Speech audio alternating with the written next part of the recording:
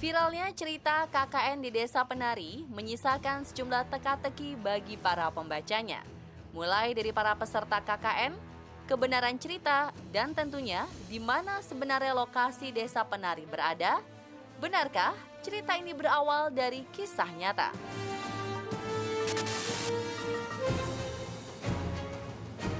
Usai melakukan penelitian berminggu-minggu, tim On The Spot memutuskan untuk berangkat ke Kabupaten paling timur Jawa, melakukan penelusuran demi menemukan lokasi dari kisah KKN di Desa Penari.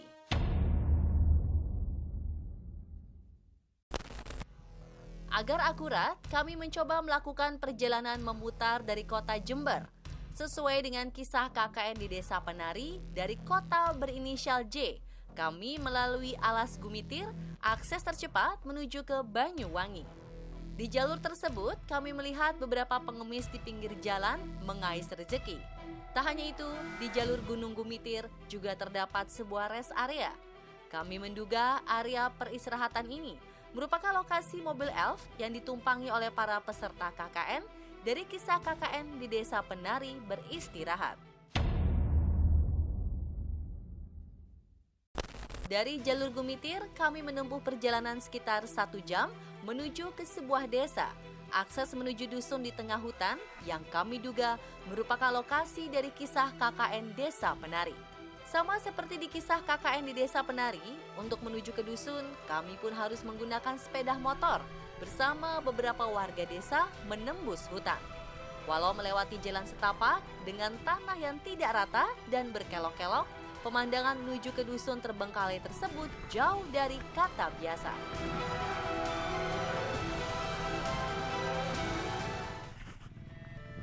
Jika di kisah KKN di Desa Penari, sang penulis anonim Simple Man menuliskan kegiatan KKN tersebut dilakukan pada 2009, kami justru menemukan fakta menarik di lapangan, yakni di dusun ini pernah ada kegiatan KKN antara tahun 1995 atau 1996.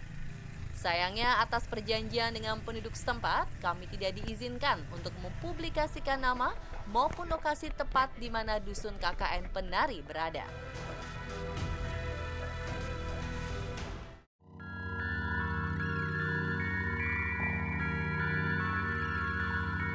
Lokasi pertama yang kami temui adalah 2 buah batu besar di kiri dan kanan jalan. Kemungkinan besar ini adalah batu lokasi Nur, salah satu tokoh utama dari kisah KKN di Desa Penari. Melihat sosok hitam bermata merah menyala dengan kulit tertutup bulu, disertai dengan tanduk kerbau. Sebenarnya kampungnya udah deket sih di sebelah sini. Iya. Terus ini, berarti gede lagi. Iya. Ini batu ini biasanya sih kalau ceritanya mbah-mbah kita zaman dulu ya. Batu ini memang istilahnya batu yang dipakai untuk istirahat orang-orang yang kalau malam berburu seperti itu. Cuman memang dipercaya sama warga masyarakat sekitar sini, batu ini istilahnya ada sosok kakek-kakek tua yang menjaga daerah sini, sekitar sini. Cuman kakek-kakek ini ada punya apa ya, punya istilahnya punya piaraan gitu. Piaraannya itu semacam apa ya, seperti harimau tapi warnanya hitam kecil. Nah itu memang kemana-mana selalu mengikuti kakek-kakek itu. Penuturan dari Mas Baim tentang sosok kakek yang menghuni batu ini mengingatkan kami kembali pada kisah KKN di Desa Penari. Tokoh Widya yang sedang sakit harus istirahat dan tinggal di dalam rumah selama beberapa hari. Saat sendirian di dalam rumah, Widya melihat seorang pria berusia 50 tahun yang kerap mengawasinya. Usai mengadukannya kepada Pak Prabu pun menegur pria tersebut. Tetapi setelahnya Pak Prabu berkata kepada Widya bahwa ada yang ingin memberikan pesan kepada Widya. Saat Widya bertanya siapa yang mau memberi pesan, Pak Prabu menjawab, kakek-kakek penjaga batu kali itu.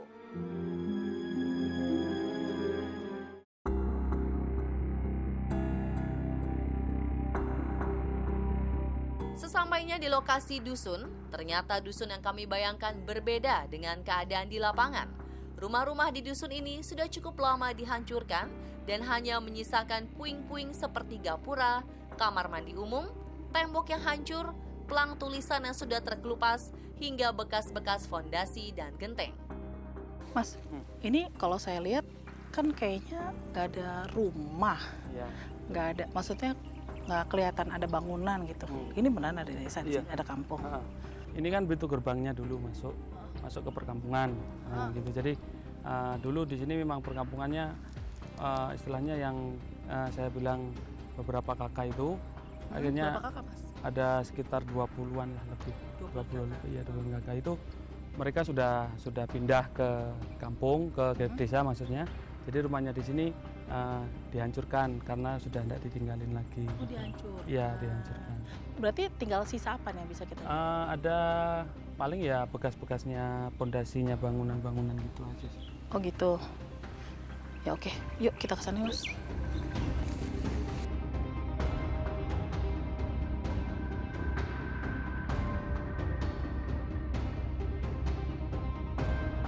Namun yang mengherankan adalah tembok berubin yang berfungsi sebagai pelang tulisan.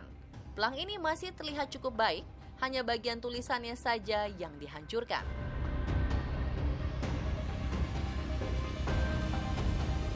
Ini bangunan apa sih, Mas? Ini istilah kalau orang sini bilangnya jedingan. Jedingan itu kamar mandi. Kamar mandi. Iya, kamar mandi. Berarti ada sendangnya atau apa? Sumber air atau apa? Sumber air ada di bawahnya. Nah itu pernah dengar nggak sih ada yang KKN di sini? Kalau KKN di sekitaran seperti yang diberitakan tahun-tahun itu memang tidak ada. Tapi kalau dulu ya sekitar 96, 95 itu memang ada yang KKN di sini. Tahun 96. Jadi jauh dari apa yang sudah diberitakan. Kita boleh lihat nggak sih, Mas? Dalamnya, Mas? Ini bekasnya kamar mandi, tempat penampungan air. Jadi untuk mandi orang-orang dulu yang tinggal di sini. Jadi karena sudah lama ditinggalkan, akhirnya ya sebagian ada yang roboh, hancur dengan sendirinya, dan ya tinggal satu ini sisa bangunannya. Tapi ini apa namanya di sini ada makam? Oh, kalau makam ada di sebelah sana di atas nanti. Setelah ini kita ke sana. Oke, silakan Pak duluan.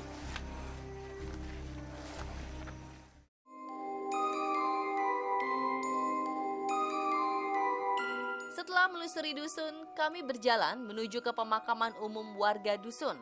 Sesampainya di pemakaman, ternyata kami menemukan fakta mencengangkan. Dari keseluruhan makam di tempat ini, ternyata ada 6 jasad yang meninggal karena sukmang mereka diajak pergi oleh sosok putri berselendang hijau.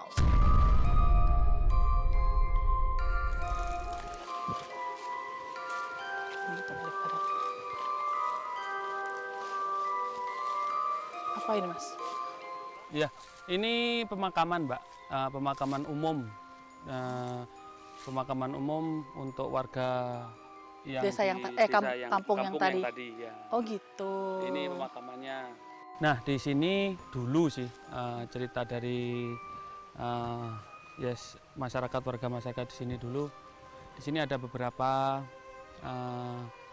istilahnya anak-anak muda, gadis-gadis yang warga yang kampung tadi, itu yang beberapa ada yang meninggal muda. Jadi masih usianya masih muda, masih gadis lah. Kenapa?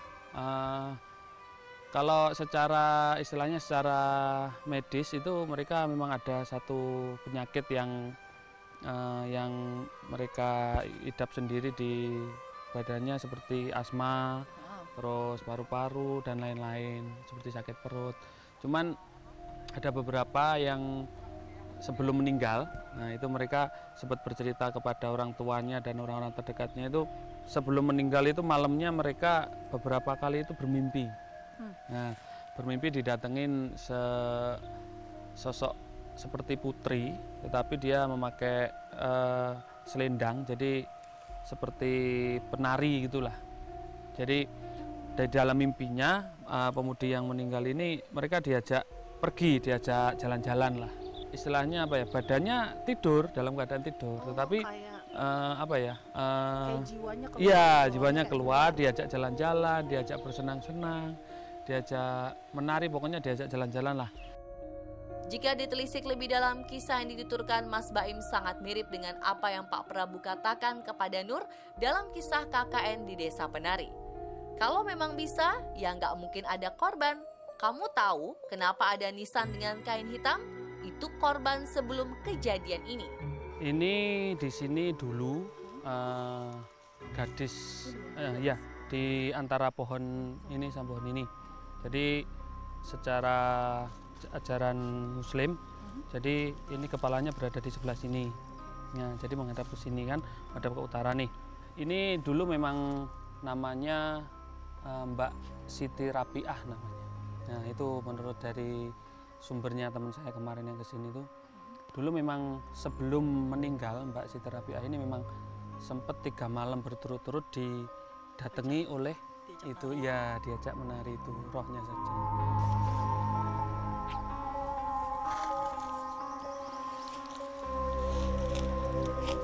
Ya, yang ada yang tua-tua itu seperti kakek-kakek, terus ada lagi yang agak apa itu, putri, ada pakai kembenan atau selendang hijau itu. Waktu saya itu jalan dari alas, dari pring, sekelerepan itu kelihatan selendang itu kayak lari gitu di situ itu.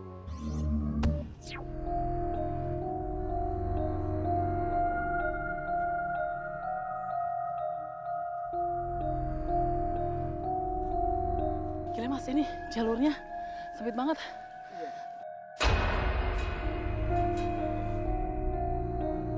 Kita mau menuju ke makam keramat, tapi kalau lihat dari jalurnya, saya jadi ingat cerita Desa Penari yang jalur terlarang. Lihat aja tuh jalurnya bener-bener yang ketutup banget, dan ini sempit banget, dan ini kita nanjak terus.